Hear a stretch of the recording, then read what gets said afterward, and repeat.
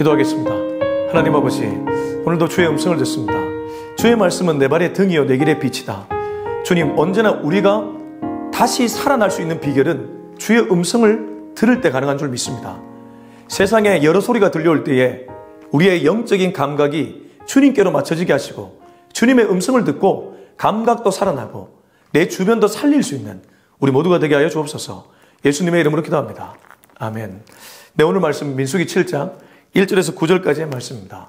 민수기 7장 1절에서 9절까지인데 우리가 읽는 것은 9절을 읽고 말씀 전체를 보겠습니다. 9절입니다. 시작. 고앗 자손에겐 주지 아니하였으니 그들의 성소의 직임은 그 어깨로 매는 일을 하는 까닭이었더라. 여러분, 민수기는 광야에서라는 제목을 갖고 있습니다. 우리말 성경과 영어 성경에서는 민수기, 넘버스, 인구 개수에 초점을 맞추지만 히브리 성경에서는 바미드바르, 광야에서의 초점을 맞춘다는 것이죠.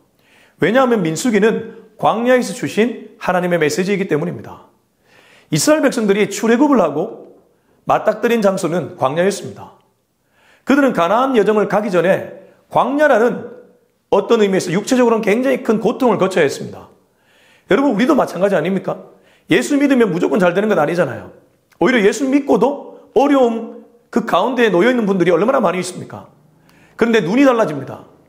옛날에는 고통을 고통으로만 읽었지만 예수님을 믿으면 고통 너머에 하나님의 뜻을 발견하게 되죠. 그리고 여러분, 항상 성장과 성숙은 고통을 통과하고 이루어지는 산물들 아닙니까? 물리적으로도 1차, 2차 신체 성징이 이루어질 때 약간의 고통이 있지 않습니까? 그러나 영적으로, 심리적으로는 더합니다. 이 고통을 어떻게 보느냐에 따라서 우리가 이전과 완전히 달라질 수도 있지만 예전으로 회개하거나 아니 그보다 더 못할 수도 있는 것이죠. 그리고 돌아보면 그때는 그게 불행과 불평으로 보였는데 그거 아니었으면 내가 여기까지 어떻게 왔지? 이런 생각이 들 때가 있지 않습니까? 그래서 10하루길로 갈 수 있는 가나안 여정이지만 왜 40년을 돌리셨겠습니까? 하나님 보시기에는 그게 지름길이었기 때문입니다. 영적으로는 그게 지름길이었기 때문입니다. 여러분, 돌아가는 인생은 없습니다. 주님이 다듬어가고 만들어가는 인생일 뿐이죠. 자, 오늘 민수기 7장입니다. 7장에 보면 헌물에 관련된 얘기가 나옵니다. 특별히 감독자들이 드린 헌물입니다. 감독자들이라 그러면 신앙의 리더그룹이라고 볼 수 있겠죠. 왜 하필 광야에서, 그것도 이제 채비가 끝나서 행진하려고 할 때 감독자들이 헌물을 드렸을까? 여러분, 저는 이 말씀을 보면서 이 생각 가집니다. 광야에서 가장 힘들 때에 오히려 하나님은 물질 테스트를 할 수 있습니다. 그렇지 않습니까? 여러분, 힘들면 사람이 약해지게 되어 있습니다. 그리고 힘들 때 내 수준이 드러나기 마련입니다. 혹자는 이런 말을 남겼습니다. 남자는 고액 연봉자가 되면 진짜 자기의 모습이 나오고 여자는 밑바닥으로 가면 진짜 자기의 모습이 나온다더라고요. 고액 연봉자가 되었을 때 혹은 밑바닥이 되었을 때 진짜 내 모습이 나온다는 것 아니겠습니까? 하나님은 하나님과 재물을 겸하여 섬길 수 없다고 말했습니다. 왜 11조를 드리라고 하셨을까요? 명령이기도 하지만 우리의 신앙에서 뭐가 우선순위에 있는지를 확인하고 싶었던 것입니다. 왜 레위 지파를 내 것이라고 불렀습니까? 사실 레위 지파가 아니라 전체 지파가 하나님의 것이죠. 물질 중에 왜 10분의 1을 떼서 드리라고 했습니까? 물질이 먼저냐 내가 먼저냐를 보고 싶으셨던 것이죠. 여러분, 하나님 앞에서 언제나 하나님이 우선순위가 될 수 있기를 축복합니다. 말씀 보겠습니다. 1절 2절입니다. 시작. 모세가 장막 세우기를 끝내고 그것에 기름을 발라 거룩히 구별하고 또 그 모든 기구와 제단과 그 모든 기물에 기름을 발라 거룩히 구별한 날에 이스라엘 지휘관들 곧 그들의 조상의 가문의 우두머리들이요 그 지파의 지휘관으로서 그 계수함을 받은 자의 감독된 자들이 헌물을 드렸으니. 여러분, 지금 감독된 자들이 헌물을 드립니다. 2절에 보면 이스라엘 지휘관들 곧 그들의 조상의 가문의 우두머리들이요 그 지파의 지휘관으로서 그 계수함을 받은 자의 감독된 자들이 헌물을 드렸다. 리더들입니다. 교회에서도 리더들이 본이 되어야 되죠. 직분자를 뽑을 때도 선출할 때도 자격 조건 중에 예배 모범 그리고 헌금 모범 되는 사람들을 뽑지 않습니까? 뒤에 성도들이 보고 있기 때문에 리더들은 언제나 본이 되어야 되죠. 근데 이들이 헌물을 드릴 때 1절에 보면 그날이 어떤 날입니까? 모세가 장막 세우기를 끝내고. 장막, 이스라엘이 동서남북으로 세 지파씩 진영을 꾸렸습니다. 그리고 성막이 있었습니다. 성막 주위에는 레위 지파의 자손들이 있었습니다.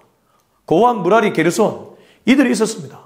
중요한 건 그렇게 장막 세우기를 끝내고 그것에 기름을 발라 거룩하게 구별하고 또 그 모든 기구, 제단, 모든 기물에 기름을 발라 거룩하게 구별한 날입니다. 이른바 누가 보더라도 완전 채비가 끝난 날입니다. 그 날이 바로 주님이 먼저인지 혹은 내 생각이 먼저인가 드러나는 날이라는 것입니다. 제가 지난 주일에 사사기 5장을 나누면서 우리 성도님들과 이 말씀을 나누었습니다. 5장 1절에 보면 이날에 드보라와 바락이 하나님을 찬양했다는 기사가 나옵니다. 이날이 어떤 날입니까? 시스라와 야빈을 물리친 날입니다. 시스라, 가나안 왕의 군대 장관이었죠. 야빈, 이 가나안 왕 이름 아닙니까? 그러니까 이들이 철병거 900대를 가지고 이스라엘을 공격했고 조롱했습니다. 그런데 여인의 손으로 시스라를 말뚝 박아버렸습니다. 간자놀이에 말뚝 박아버렸습니다. 바로 그날에 드보라와 바락이 노래를 했다는 것입니다. 여러분 출애굽기도 보면 홍해의 기적이 일어났습니다. 근데 그 기적이 일어난 그 다음 장을 보시면 모세가 그날에 노래합니다. 무슨 말입니까? 그날에 내가 누구를 먼저 보고 있는가? 우리는 때로 업적을 거두면 나도 모르는 사이에 업적에 취할 때가 있습니다. 바울이 이런 고백을 드렸습니다. 내가 풍부에 취하든지 비천에 취하든지 이제는 자족하는 마음을 얻었다. 그게 무슨 뜻입니까? 풍부에도 비천에도 언제나 누구를 먼저 본다는 뜻입니까? 하나님을 먼저 본다는 뜻이죠. 그렇습니다. 하나님은 채비가 다 끝난 그날에 너희들이 뭘 보고 있느냐? 이때 주님을 보면 이거 진짜죠. 나는 내가 무언가 원하는 것을 이뤘을 때 누구를 보고 있습니까? 자, 우리 계속 말씀 보겠습니다. 우리 3절에서 4절입니다. 시작. 그들이 여호와께 드린 헌물은 덮개 있는 수레 6대와 소 12마리이니 지휘관 2사람의 수레가 하나씩이요 지휘관 1사람의 소가 1마리씩이라 그것들을 장막 앞에 드린지라 여호와께서 모세에게 말씀하여 이르시되.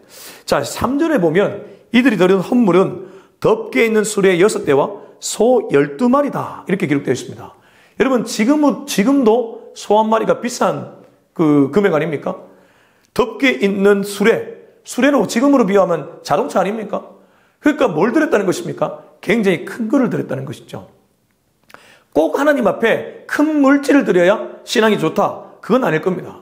그러나 내 중심이 어디 있는지를 우리는 충분히 이런 것들을 통해서 알 수 있죠. 지휘관들은 그만큼 하나님께 전심으로 나아갔습니다. 여러분 사람도 전심과 진심을 보이면 움직이지 않습니까? 마음이 감동되지 않습니까? 하나님이라고 왜 다르겠습니까? 이거를 우리가 자꾸 율법적이다, 교회 목사에 배불린다 이렇게 생각하는데 그렇지 않습니다. 저도 어린 시절 부흥사 목사님들 오셔서 설교할 때 에이 또 저렇게 설교하신다 이런 생각을 가졌는데 여러분 말라기에 보면 이런 말씀이 있습니다. 우리 말라기서 한번 말씀을 보았으면 좋겠는데요. 우리 말라기서 말씀 한번 보겠습니다. 말라기는 구약의 마지막 장이죠. 자, 말라기서 말씀 우리 10절 말씀 한번 같이 읽었으면 좋겠습니다. 말라기 3장 10절 시작. 만군의 여호와가 이르노라 너희의 온전한 11조를 창고에 들여 나의 집에 양식 있게 하고 그것으로 나를 시험하여 내가 하늘 문을 열고 너희에게 복을 쌓을 곳이 없도록 붙이지 아니하나 보라. 여러분 11조에 관련된 말씀입니다. 근데 주님이 온전한 11조를 드리라고 합니다. 왜 그러냐면 이 말라기 시대에 이스라엘 백성들이 저는 짐승들, 약간 2% 부족한 것들 이런 것들을 하나님 처소에 올려드렸기 때문입니다. 우리가 내가 쓰지 않는 물건 남한테 선물하는 거 그거 좀 조심스러운 일이거든요. 가장 좋은 거를 줘야지 그 사람 마음이 감동되는 것 아닙니까? 이게 진심과 전심이죠. 11조가 무엇입니까? 하나님께 너의 마음이 어떠냐? 너 반심이냐?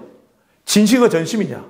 진심과 전심의 온전한 11조를 드리면 그걸로 나를 시험하라는 것입니다. 네가 그렇게 하면 내가 하늘 문을 열고 너희에게 복을 쌓을 곳이 없도록 붙지 아니하나 보라. 이거 가지고 얼마나 많은 부흥사 목사님이 설교하셨습니까? 네, 여러분 이거 진짜 맞습니다. 우리가 하나님을 어떻게 대하느냐에 따라 하나님이 우리를 대하는 방식이 달라질 수 있다는 것이죠. 내가 하나님을 가볍게 여기는데 하나님이 우리를 무겁게 여길 이유가 어디에 있겠습니까? 결국 나의 마음이라는 것이죠. 이 민수기 7장 3절에 지휘관들이 드린 예물을 보면 하나님을 얼마나 무겁게 여겼는지를 알 수 있습니다. 히브리어로 카보드가 영광이란 뜻인데 이 무겁게 여기다는 의미죠. 그래서 시소 보면 무겁게 여기는 쪽으로 기울지 않습니까? 물질도 마찬가지입니다. 하나님과 재물을 겸하여 섬길 수 없다는 것은 누구를 무겁게 여기느냐 이 말이죠. 11조를 드리지 않는데 어떻게 신앙이 하나님을 더 무겁게 여기는 쪽으로 기울 수 있겠습니까? 그렇습니다. 저와 여러분은 언제나 하나님을 무겁게 여길 수 있기를 축복합니다.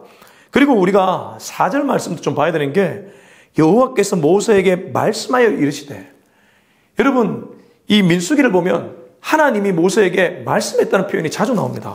이 민수기 7장만이 아니라 민수기 6장 1절 여호와께서 모세에게 말씀하여 이르시되, 또 민수기 5장에도 보면 11절 여호와께서 모세에게 말씀하여 이르시되, 5절 여호와께서 모세에게 말씀하여 이르시되, 5장 1절 여호와께서 모세에게 말씀하여 이르시되, 4장 1절 여호와께서 모세와 아론에게 말씀하여 이르시되, 여러분 군데군데 여호와께서 모세에게 말씀하여 이르시되가 나옵니다.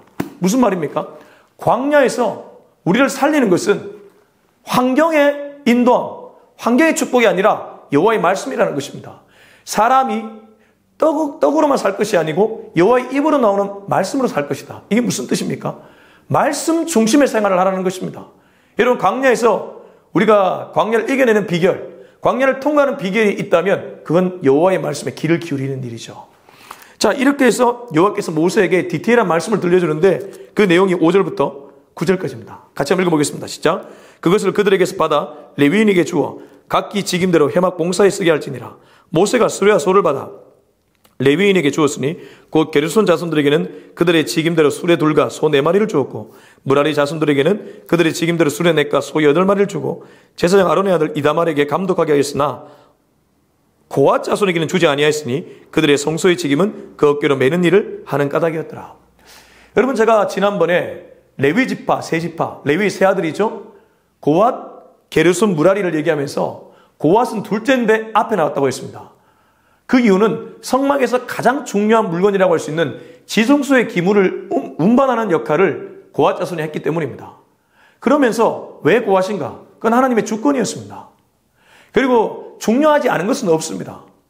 게르손은 덮는 일, 무라리는 기둥 세우는 일, 이런 역할을 했죠. 근데 여기 감독들, 곧 지휘관들이 드린 헌물을 누구에게 나눠줬냐면 여기서 빠진 자손이 있습니다. 고앗 자손. 여러분 9절 보면 고앗 자손에게는 주지 아니하였으니 그들의 성소의 직임은 그 어깨로 매는 일을 하는 까닭이었더라. 그들은 어깨로 메고 운반했기 때문에 수레와 소를 받지 않았다는 거예요. 거꾸로 게르손과 무라리는 수레를 통해서 운반을 해야 됐기 때문에 수레를 받았다는 것입니다. 소를 받았다는 것입니다. 이게 무슨 말입니까? 얼핏 보면 하나님이 편애하는 것처럼 보이지만 아니요. 하나님은 정확하십니다. 그리고 하나님은 꼭 필요한 사람들에게 주신다는 것이죠. 여러분 저도 개척을 하고 지금까지 올 때에 참 제가 앓는 소리 같은 거를 좀 못하는 타입인데 하나님께는 앓는 소리를 해도 되죠.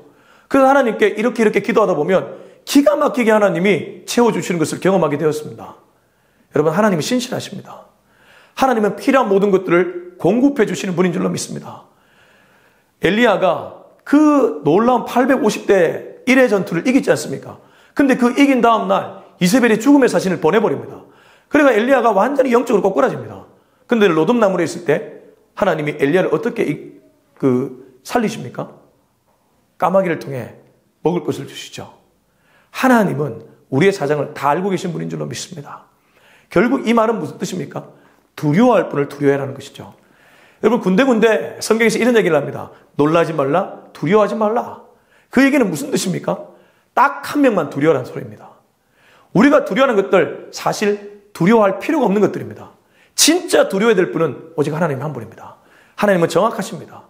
하나님은 한치 오차도 없으십니다. 여기 보십시오. 게르손과 무라리 그들이 필요했던 거 알고 계십니다. 그래서 지휘관들의 헌물을 통해 채워주고 있지 않습니까?